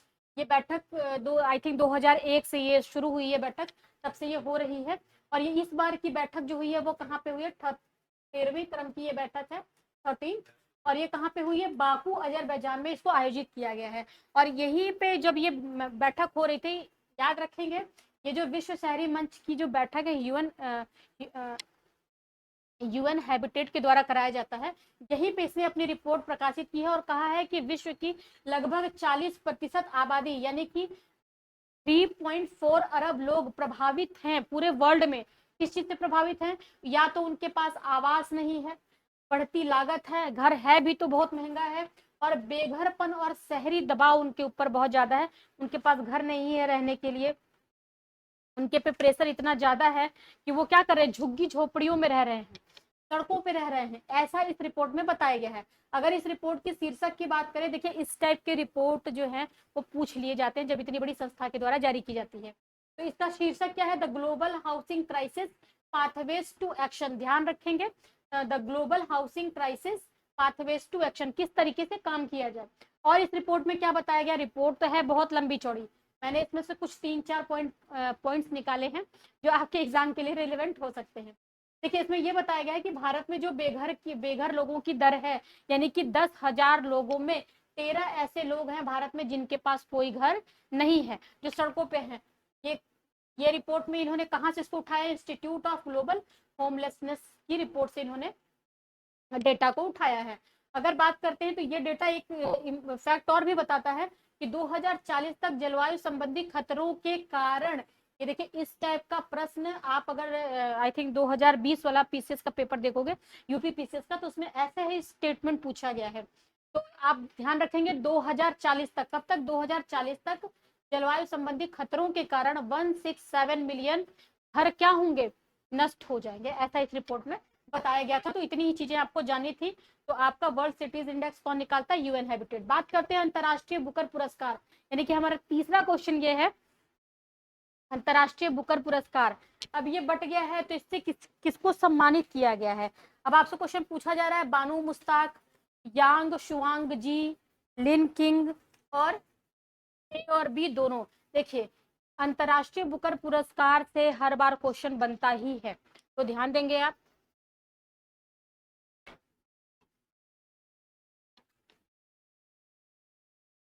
बानू मुश्ताक की बात करें तो बानू मुश्ताक को दिया जा चुका है। इस बार हमारा आंसर क्या हो जाएगा, ए और बी दोनों। अब इनको किस चीज के लिए इनको ये पुरस्कार दिया गया है, देखिए अंतरराष्ट्रीय जो बुकर पुरस्कार है वो दिया जाता है अंग्रेजी में ऐसे अनुवाद, कहीं का भी अनुवाद हो, पूरे वर्ल्ड में कहीं का भी अनुवाद हो, बस उसका पूरे वर्ल्ड में कहीं की भी कृति हो, कहीं की भी रचना हो, बस यानी कि साहित्यिक कृति, बस उसका जो ट्रांसलेशन है इंग्लिश में वो कहाँ होना चाहिए, ब्रिटेन में, यूके में या फिर आयरलैंड में होना चाहिए। तो आप क्या करेंगे, यही चीज आप ध्यान रखेंगे, बेसिक चीजें। अब देखिए इंटरनेशनल बुकर प्राइज की बात करते हैं तो ये हर साल दिया जाता है। इसकी स्थापना जब हुई थी 2005 में, तो मैन बुकर इंटरनेशनल प्राइज के रूप में हुई थी, यानी कि यही प्राइज पहले किस नाम से जाना जाता था, मैन बुकर इंटरनेशनल प्राइज। और इसकी स्थापना कब हुई थी, 2005 में हुई थी। अगर बुकर पुरस्कार की बात करें तो इसमें होता क्या है, 50,000 पाउंड मिलते हैं। देखिए इसमें दो लोगों को मिलता है, एक तो ऐसा व्यक्ति जो वर्ल्ड में कहीं पे भी है, उसने अपनी लैंग्वेज में लिख दी कोई बुक, अब उसको एक व्यक्ति ऐसा आता है जो इंग्लिश में ट्रांसलेट करता है, याद रखेंगे इंग्लिश में ट्रांसलेशन के लिए मिलता है। तो अब क्या हुआ, मेहनत तो उसने भी की एक रचना को फॉर्मेट करने, फॉर्मेशन करने में, उसको लिखने में, क्रिएट करने में, और दूसरे ने क्या किया, ट्रांसलेट किया। तो ये जो 50,000 पाउंड का पुरस्कार है, ये दोनों के बीच में 50-50% में बढ़ जाता है, मतलब आधा आधा 25,000 पाउंड मिल जाता है। लेकिन ऐसा नहीं है कि जाती तो है भाई, पूरे वर्ल्ड से बहुत सारी कृतियां जाती हैं, बहुत सारी रचनाएं जाते हैं, बहुत सारे साहित्य जाते हैं, तो क्या सबको प्राइज तो नहीं मिलता, कुछ ही लोगों को मिलता है। लेकिन जो शॉर्टलिस्ट किए जाते हैं कि हाँ इनमें से हमें प्राइज देना है, उनको भी खाली हाथ नहीं लौटना होता है, बल्कि उनको भी उनके उत्साहवर्धन के लिए हम क्या करते हैं, 2500 पाउंड अनुवादक को भी देते हैं, और जिसने वो रचना लिखी है उसको भी देते हैं, 2500 पाउंड देते हैं कि भैया तुमने अच्छा काम किया है, अगली बार फिर लिखना, हो सकता है कि उसको ये बुकर प्राइज मिल जाए। तो ध्यान रखेंगे आप, ये अंग्रेजी में अनुवादित ऐसी ऐसी कृति, ऐसी रचना जो वर्ल्ड में कहीं पे भी लिखी गई हो, लेकिन इसका जो अनुवाद है वो कहाँ पे किया गया हो, पहले तो अंग्रेजी में होना चाहिए, कहाँ पे, यूनाइटेड किंगडम और या दोनों है, या तो दोनों में हो या फिर या आयरलैंड में प्रकाशित हो वो उसका ट्रांसलेशन। ऐसे हम क्या करेंगे, ऐसी पुस्तक को हम देते हैं। किस कौन से साहित्य, कौन सी पुस्तक, तो आप बताएंगे दीर्घ कथा साहित्य या फिर लघु कथा का संग्रह। ये ऐसे साहित्य हो सकते हैं जिनका प्रकाशन, ध्यान रखेंगे, या तो ब्रिटेन में हुआ हो, यूके में, या फिर कहाँ पे हुआ हो, आयरलैंड में। बात करते हैं कि क्या कोई भारतीय भी है जिन्होंने इस पुरस्कार को जीता है, तो इंटरनेशनल जो बुकर प्राइज है, इसको जीतने वाली पहली भारतीय थी गीतांजलि श्री, जिन्होंने टॉम्ब ऑफ सैंड के लिए 2022 में इस पुरस्कार को जीता था। ये हर बार के लिए इंपॉर्टेंट है आपके लिए, ठीक है, ऐसा नहीं कि 2022 में जीत लिया तो आपसे नहीं पूछा जाएगा, ये अभी भी पूछा जाएगा, तो आप ध्यान देंगे। तो टॉम्ब ऑफ सैंड के लिए इस गीत, ये टॉम्ब ऑफ सैंड का इसका अनुवाद किसने किया था, तो आप बताएंगे डेजी रॉकवेल। किसने इसका अनुवाद किया था, डेजी रॉकवेल, ठीक है, ये ध्यान देंगे आप। तो ये पहली हिंदी की कृति भी थी, यानी कि भारत से पहली बार किसी को अगर Booker Prize, International Booker Prize मिला था, तो वो हिंदी की पहली कृति थी Geetanjali Shree, Tomb of Sand, वो किसकी रचना थी, गीतांजलि श्री की थी। उसके बाद आप देखो बानू मुस्ताक, जो अभी मैंने पीछे दिया है, इनको भी 2025 में, यानी कि पिछले ही साल, ये इंडियन है, इनको पुरस्कार दिया गया था द हार्ट लैम्प के लिए। देखिए, अगर बात करें बानू मुस्ताक की, तो इनको 2025 में द हार्ट लैम्प के लिए दिया गया था ये पुरस्कार, द हार्ट लैम्प। और मैंने अभी आपको बताया कि ये पुरस्कार में क्या होता है, एक अनुवादक भी होता है जो अंग्रेजी में इसका ट्रांसलेशन करता है। तो ये अनुवादक कौन थी, तो आप बताओगे दीपा भास्थी या भस्थी, जो भी कह लें इन्होंने। तो ये आपका इस तरीके से इंटरनेशनल बुकर प्राइज हो गया। ये सारी चीजें हमने देख ली है, तो ये दो लोगों को भारत से मिला हुआ है। अगला क्वेश्चन ये देखते हैं कि कश्मीर फ्लाई कैचर क्या है, एक पक्षी है, एक स्लग है, एक घास है, या फिर एक बकरी है। तो देखिए, कश्मीर फ्लाई कैचर क्या है, एक पक्षी का नाम है जो जो क्या करता है, कुछ विशेष फीचर के लिए जाना जाता है। कश्मीर फ्लाई कैचर की बात करें तो म्यूसी कैपिडे परिवार का एक छोटा सा पक्षी है। परिवार तो इसका क्या है, म्यूसी कैपिडे, म्यूसी कैपिडे, लेकिन ये किस प्रजाति का है, तो फ्लाई कैचर प्रजाति का है, इसके नाम पे ही इसका नाम रख दिया गया है। कश्मीर में बेसिकली ये एक छोटा सा चिड़िया की तरह एक पक्षी है, बड़ा प्यारा सा। ये क्या होता है, कश्मीर में अपने प्रजनन का काम ये कश्मीर वाले क्षेत्र में ही करता है। और जब ठंडी का मौसम आता है, यानी कि बहुत ज्यादा ठंड हो जाती है कश्मीर में, इतना चालाक पक्षी है कि वहां से उड़ करके कहाँ चला जाता है, दक्षिण भारत की तरफ ये प्रस्थान कर जाता है, नीलगिरी वाले एरिया में। तो वहीं पे इसको पहली बार अभी देखा गया है, इसलिए ये क्या है, अभी चर्चा में है। तो प्रवासी पक्षी जिसे केरल के कासरकोट जिले के चेमट्टमयाल आर्द्र भूमि में देखा गया है, इसलिए अभी ये क्या है, चर्चा में है। देखिए, कश्मीर फ्लाई कैचर की बात करें तो ये क्या है, इंडेंजर्ड श्रेणी में है। आईयूसीएन की जो रेड लिस्ट निकलती है उसमें ये इंडेंजर्ड है, मतलब कि लुप्त प्राय की सूची में ये है। वैज्ञानिक नाम अगर बात करें तो फाइसीडुला सुब्रुब्रा इसका नाम है। क्या नाम है, फाइसीडुला सुब्रुब्रा। यह भारतीय उपमहाद्वीप में ही पाया जाता है। भारतीय उपमहाद्वीप कहने का मतलब है कि भारत, पाकिस्तान, ऐसे क्षेत्र जो कभी भारत का अंग रहे हैं, जैसे अफगानिस्तान, पाकिस्तान, भारत, नेपाल, भूटान, बांग्लादेश, ये वाले एरिया में ये पाया जाता है। ये उत्तर पश्चिम हिमालय में अपना घर बनाता है और कश्मीर वाले क्षेत्र में प्रजनन करता है, लेकिन जब ठंडियों का मौसम आता है तो ये भी चालाक है, इसको भी पता है कि कहाँ पे गर्मी है, ठंडी यहाँ पे है तो चलो नीचे चलते हैं, वहां गर्मी पड़ेगी। इंसान ही थोड़े ना चालाक है। तो ये नीलगिरी की ऊंची चोटियों पर जाता है और श्रीलंका में जाकर के रहता है। फिर वहां पे क्या होता है, जब ऊपर मौसम अच्छा होता है तो फिर ये अपने घर कश्मीर में पहुंच जाता है। कुछ ऐसी दिखता है ये कश्मीर फ्लाई कैचर, सुंदर सा बढ़िया। तो ये है महत्वपूर्ण खबरें कुबेर के खजाने से। अब हम पहुंच गए हैं अपने एक दूसरे पड़ाव पे, जहां पे हम क्या करते हैं, क्वेश्चंस को एमसीक्यू के फॉर्म में नहीं देखते हैं, हम यहाँ पे तेजी के साथ चीजों को कवर करते हैं। तो पहला हमारा क्या है, ये गुणवीर सिंह है। ये क्योंकि कुबेर के खजाने से निकले हैं तो ये आप मतलब सामने तो नहीं आएंगे, चर्चा में नहीं रहेंगे, आपके दिमाग में नहीं रहेगा, लेकिन फ्री का नंबर दिला के जाएगा, इसलिए दिमाग लगाना है यहाँ पे। गुणवीर सिंह क्या है, आरबीआई ने इन्हें एग्जीक्यूटिव डायरेक्टर नियुक्त किया है। अब ये एग्जीक्यूटिव डायरेक्टर क्यों नियुक्त किया है, देखिए आरबीआई के पास बेसिकली लगभग 13-14 इस तरीके से क्या है विभाग हैं। उसमें आपका ये जो विभाग है पेमेंट एंड सेटलमेंट विभाग में इनको नियुक्त किया गया, क्योंकि इसी विभाग का इनके पास एक्सपीरियंस भी है गुणवीर सिंह जी का। तो ये याद रखेंगे, इनके पेमेंट और सेटलमेंट विभाग के लिए गुणवीर सिंह को आरबीआई ने क्या किया है, अभी एग्जीक्यूटिव डायरेक्टर बनाया। बात करते हैं आरबीआई की, तो आपको पता है, आपसे क्वेश्चन कई बार पूछा गया है कि जो आरबीआई की स्थापना है वो किस एक्ट के थ्रू हुई थी, तो आप बताएंगे 1934 आरबीआई एक्ट। आरबीआई एक्ट के थ्रू इसकी स्थापना कब हुई थी, तो 1 अप्रैल 1935 में इसकी स्थापना हुई थी। लेकिन ये जब ये बनी थी ये संस्था, तो ये एक निजी बैंक के रूप में था। बाद में जब हमारा देश आजाद हुआ तो हमने क्या किया, इसी को 1 जनवरी, नया साल था भाई, नए नए काम करेंगे, 1949 को हमने इसका क्या कर दिया, नेशनलाइजेशन कर दिया, मतलब इसका राष्ट्रीयकरण कर दिया। ये राष्ट्रीयकरण, ये क्वेश्चन कई बार पूछा गया है। ये हम 1 अप्रैल 1 जनवरी में बहुत कंफ्यूज होते हैं, तो थोड़ा सा ध्यान देंगे आप। अगला देखते हैं स्क्वाड्रन लीडर सान्या।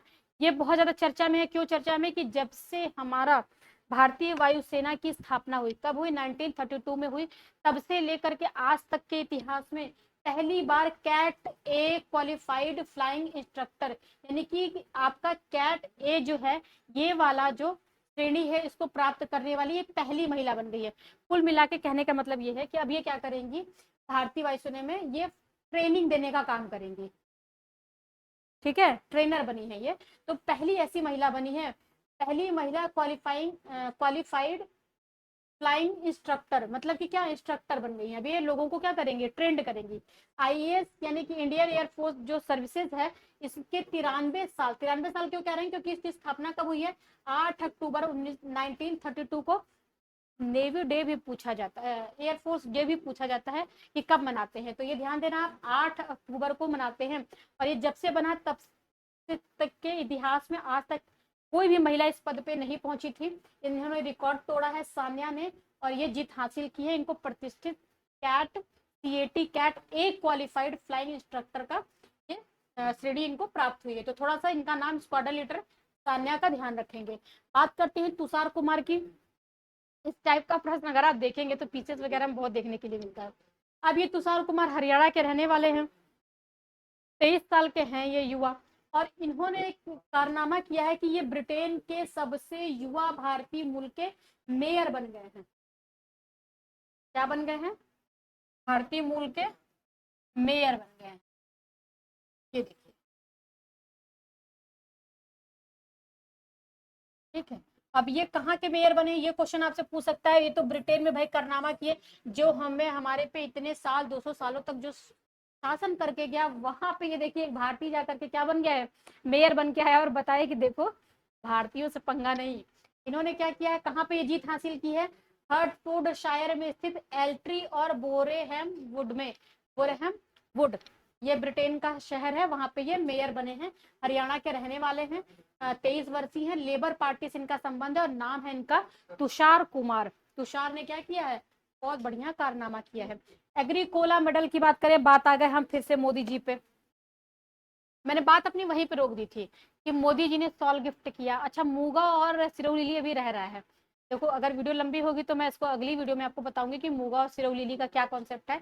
लेकिन जब इतने सारे सॉल और चॉकलेट ये सारे मोदी जी गिफ्ट कर रहे थे, तो मेलोनी को लगा कि भाई मुझे भी कुछ गिफ्ट करना चाहिए। उन्होंने लगाया इटली फोन। कहाँ पे लगाया? इटली में। और इटली में फोन लगाया उन्होंने। उन्होंने कहा कि भाई आप किसको फोन लगाया इटली में? रोम में किसका है? रोम में फाओ का, FAO का। ये क्या है? फूड एंड एग्रीकल्चरल ऑर्गेनाइजेशन जो है, इसका मुख्यालय है वहां पे। और फोन लगाया और इन्होंने कहा कि भाई आप ये बताओ, मोदी जी आए हैं, उनको आप गिफ्ट दो भाई, कुछ देना पड़ेगा, आप सोचो। इटली में आपको हमने रोम में अपना हेडक्वार्टर खोलने की आजादी दी है। तो अब इन लगे, इनकी टीम इनकी लगी कि भाई किस क्या दें क्या दें क्या दें।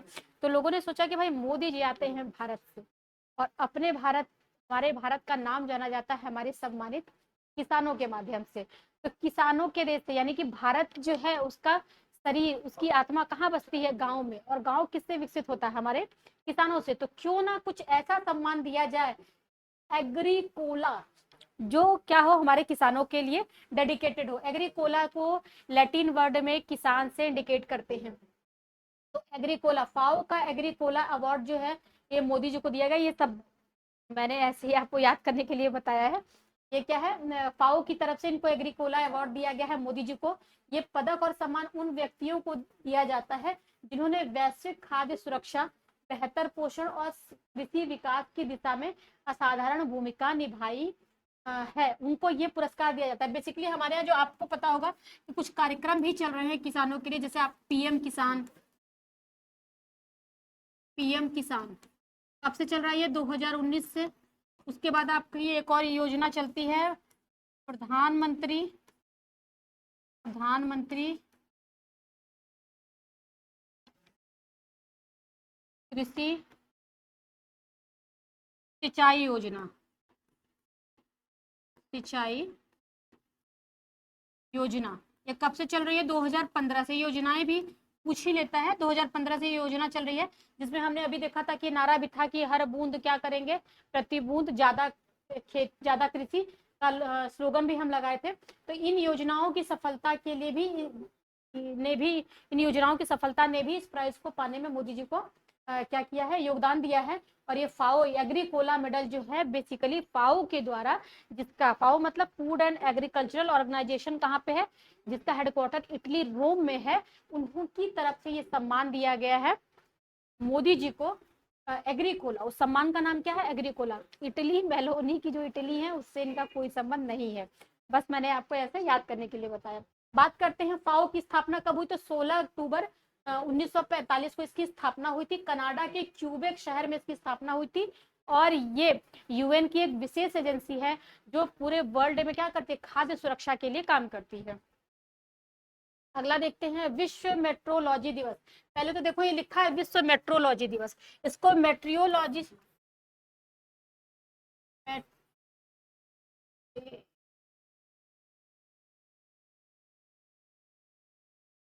इसको आप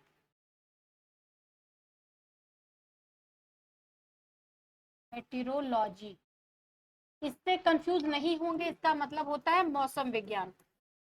मौसम विज्ञान, ठीक है। इससे आप कंफ्यूज नहीं करेंगे।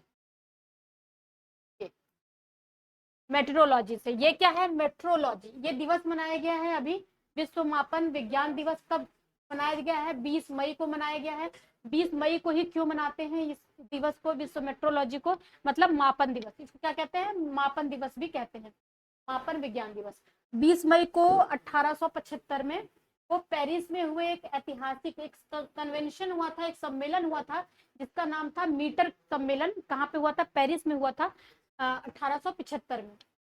यहाँ पे हस्ताक्षर किया गया था कि मीटर कन्वेंशन पे हस्ताक्षर किया गया था। उसी की वर्षगांठ के रूप में हम क्या करते हैं? विश्व मेट्रोलॉजी दिवस को मनाते हैं। हर साल उसका बर्थडे है। तो जब इनका बर्थडे आता है, मीटर सम्मेलन पे जो हस्ताक्षर हुआ था, तो हम कहते हैं कि आज हमारा क्या है? विश्व मापन दिवस है। थीम क्या है इस बार? तो मापन, नीति निर्माण में विश्वास का निर्माण। याद रखेंगे, इस बार की थीम क्या है? मापन, नीति निर्माण में विश्वास का मापन। तो ये था। और अगला क्वेश्चन हमारा है, देखिए एक चीज आई थिंक मैं यहाँ पे भूल गई हूँ। वो मैं आपको बता देती हूँ, देख लो आप। ये जो पुरस्कार दिया गया है, आई थिंक मैंने आपको नहीं बताया है। ये अंतर्राष्ट्रीय बुकर पुरस्कार जो दिया गया है इन दोनों महिलाओं को, यांग शुआंग जी, इन्होंने क्या किया है, इन्होंने इसको लिखा है। क्या लिखा है इन्होंने? इन्होंने लिखा है ताइवान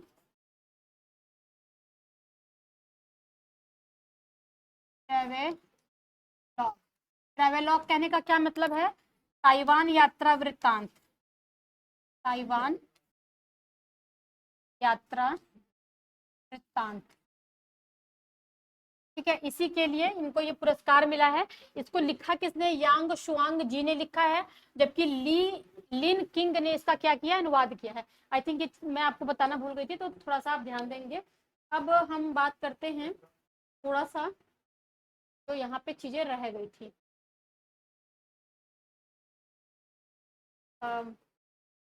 देखिए, ये मोदी जी देखे आए हैं स्टॉल। ये क्या है? ये जो आपका फूल बना हुआ है सफेद और गुलाबी कलर का, कैसा है?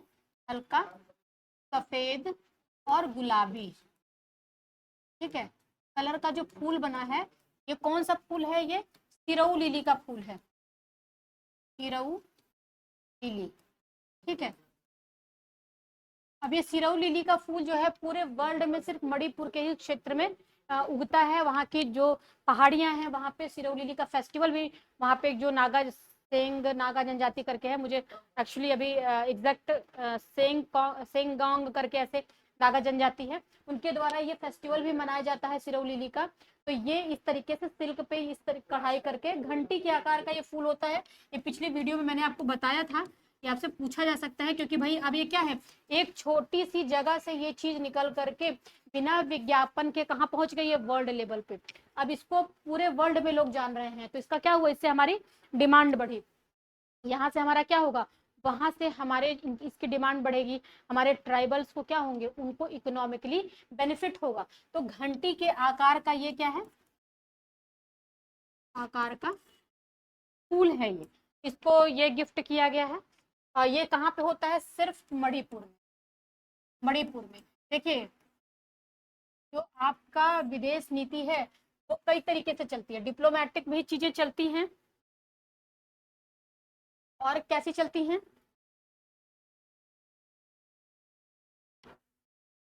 कैसे चलती है? सॉफ्ट पावर के थ्रू चलती है। यानी हम कई चीजों के थ्रू क्या करते हैं? अपने विदेश नीति को, अपनी जरूरतों को विदेश नीति के थ्रू व्यवहारिक रूप देने का काम करते हैं। हमने क्या किया? यहाँ पे चीजों को कनेक्ट किया, क्योंकि लिली का जो फूल है, अगर आप देखो पुनर्जागरण काल में, रिनेसेंस पीरियड में, तो इसकी चर्चा हमें इटली में भी मिलती है, लिली के फूल की। इससे क्या हुआ? जैसे आपका कोई मित्र मिल गया, तो आप क्या कहते हो? एक पैसा देना नहीं है, लेना नहीं है, कुछ नहीं है, लेकिन हम क्या कहते हैं? हमारी तरफ के हैं, हमारे ही के हैं। अगर आप यूपी से बिलोंग करते हो, बिहार से बिलोंग करते हो, तो हम क्या बोलते हैं? हमारी तरफ के हैं। इससे क्या है? एक कनेक्टिविटी आती है अंदर से, हम चाहें या ना चाहें। तो ऐसा ही ये सॉफ्ट पावर यहाँ पे यूज किया गया है, इसको देख करके। हो सकता है ये कॉन्सेप्ट ना भी रहा हो, लेकिन ऐसा मुझे ऐसा लगता है कि इस तरीके से इटली को और भारत को एक सॉफ्ट पावर के रूप में जोड़ने का काम किया गया है। बात करते हैं, मैंने आपको यहाँ पे बताया था,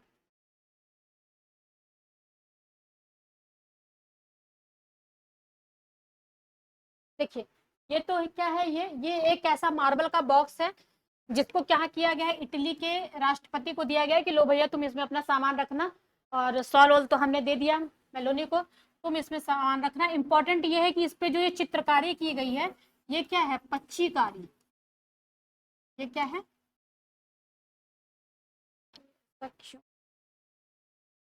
इस चित्रकारी को क्या कहा जा रहा है? कौन सी चित्रकारी है? ये पच्चीकारी। और ये कहाँ की चित्रकारी है? तो ये आगरा में, आगरा के द्वारा ये बनाया गया है। आगरा, वहाँ के, ये राष्ट्रपति को दिया है। अगली वीडियो में मैं इसको डिटेल में बताऊंगी, क्योंकि वीडियो थोड़ा लंबी हो रही है, तो मुझे लगता है कि मैं आगे की चीजें भी, जैसे अभी मुझे आपको बताना था मूंगा के बारे में, कि किस तरीके से एंथेरिया एसएमएस नामक कीट जो है, वो सोम या सुवालू का वृक्ष खा करके क्या करता है? वहां पे अपने ककून को बुनता है, और बुन करके सिल्क का निर्माण करता है। तो इस तरीके से मैंने आपको पिछली क्लास में ही बताया था कि किस तरीके से एक अंडा है, फिर वो टूटा, लार्वा बना, या कैटरपिलर भी कह सकते हैं। फिर क्या होता है, वही कैटरपिलर अगर आगे बढ़ता है, थोड़ा सा देख ही लेते हैं क्योंकि कल के लिए क्यों छोड़ना इसको। देखो ये क्या है, एग है हमारा, रेशम कीट का जो कीट है उसका एग है। अब एग ये फूटा तो यहाँ से क्या बना, लार्वा, लार्वा या कह सकते हैं इसको कैटरपिलर। कैटरपिलर ये सीक्वेंस ही आपसे पूछा गया है। कैटरपिलर आगे बढ़ा तो इसने क्या किया, अपने चारों तरफ एक प्रोटीन निकालना शुरू किया और ककून का फॉर्मेशन हुआ। ककून, ये क्या हुआ, ककून एक प्रोटीन है, फेब्रियन प्रोटीन ये बना, और कोकून के अंदर ही जब ये पूरी तरीके से लिपट गया तो क्या बना, यहाँ पे प्यूपा बना। ठीक है, अब ये प्यूपा के बाद क्या बनता है, मोथ बनता है। ये तो सीक्वेंस हो गया इनका। अब ये जो आपका ये कैटरपिलर, ये जो यहाँ पे ये पैदा हुआ था, ये क्या कर रहा है, पत्तियों को खा रहा है। ये देख लीजिए, इसको कल के लिए नहीं छोड़ते हैं। अब ये मैंने आपको बताया कि 4 तरीके के रेशम हैं और चारों भारत में पाए जाते हैं। इंपॉर्टेंट है ये। आपने देखा कि जो शहतूत रेशम है, इसका जो कीड़ा, इसके कीड़े का क्या नाम है, बॉम्बिक्स मोरी। ठीक है, कौन सा पत्ता खा रहा है, शहतूत का पत्ता खा रहा है। मैंने बताया था पिछली क्लास में कि पत्ते खाने के आधार पे इनको अलग करते हैं, इनके जो कीड़े हैं वो कौन सा पत्ता खा रहा है, शहतूत का पत्ता ये खा रहा है। फिर हमने देखा कि यहाँ पे एक होता है टसर रेशम, जो कौन सा पत्ता खाता है इसका कीड़ा, टसर क्यों कहते हैं, क्योंकि इसका पत्ता खाता है अर्जुन के पेड़ की। आप साल लिख सकते हो, यहाँ पे पूछा जा सकता है आपसे, ओक का खाता है। वही अगर बात करते हैं कि हमारा एक रेशम का प्रकार और होता है जो नॉर्थ ईस्ट बेसिकली असम में ही पाया जाता है, जिसको हम कहते हैं एरी, जिसको हमने पिछली क्लास में डिस्कस किया था। और इसका कीड़ा जो है वो खाता है क्या, एरंड का पत्ता खाता है, कैस्टर का पत्ता, कैस्टर ऑयल अगर आप यूज करते होगे तो ये वाला पत्ता खाता है। लेकिन अभी जो मोदी जी गिफ्ट करके आए हैं, वो क्या ये गिफ्ट करके आए हैं, मूंगा। अब ये मूंगा क्या है, मूंगा को हम कहते हैं दुर्लभ रेशम, दुर्लभ रेशम, या फिर इसको हम कहते हैं गोल्डन रेशम। गोल्डन क्यों कहते हैं, क्योंकि ये धुलने के बाद क्या होता है, इसकी चमक और बढ़ती जाती है। अब मेलोडी जी ओढ़ेंगे, फिर धुलेंगे, फिर और चमकेगा, फिर धुलेंगी, फिर ओढ़ेंगे, फिर और चमकेगा। वो खुश्क भाई क्या देखे गए मोदी जी। और इसको लगाने के बाद, इसको ओढ़ने के बाद जो स्टोल है आपका, ये क्या करता है, हमें फील देता है, गर्माहट की, प्राकृतिक एहसास देता है, इसलिए इंपॉर्टेंट है ये। बात करते हैं कि इसका कीड़ा कौन सा पत्ता खाता है, इसके कीट का नाम क्या है, ये इंपॉर्टेंट है। तो इसका कीट जो है वो पत्ता खाता है सोम या टुआलू का पत्ता खाता है, टुआलू। ठीक है, ध्यान रखेंगे, सिर्फ ये असम वाले क्षेत्र में ही पाया जाता है, इसीलिए इसके नाम पे इस कीट का नाम ही रख दिया गया है, जो असम के ही क्षेत्र में पाया जाता है, इसलिए इस कीट का नाम क्या है, एंथेरिया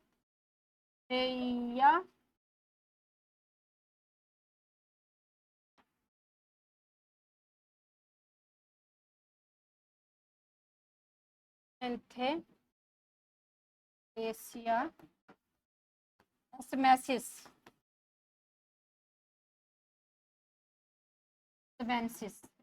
ये इसके कीड़े का नाम है।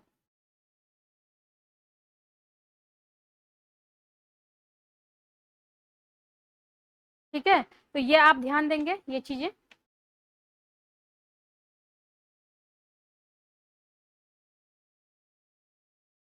तो ये कुछ चीजें थी, तो शायद मैंने यहाँ पे साफ लिख देती हूँ, आप ध्यान देंगे यहाँ पे, यहाँ लिख देती हूँ मैं इसका नाम। ठीक है,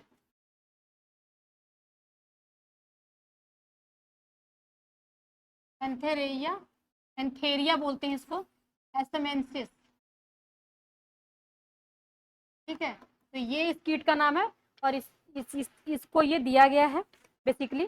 तो इस तरीके से ये हमारे कुछ महत्वपूर्ण करंट अफेयर्स थे, जो आज के लिए आने वाली परीक्षाओं के लिए इम्पोर्टेंट थे। वीडियो कैसी लगी, और अगर अच्छी लगी हो वीडियो तो लाइक, सब्सक्राइब और शेयर करना। मिलते हैं कुछ और महत्वपूर्ण करंट अफेयर्स के साथ अगली वीडियो में, तब तक के लिए बाय।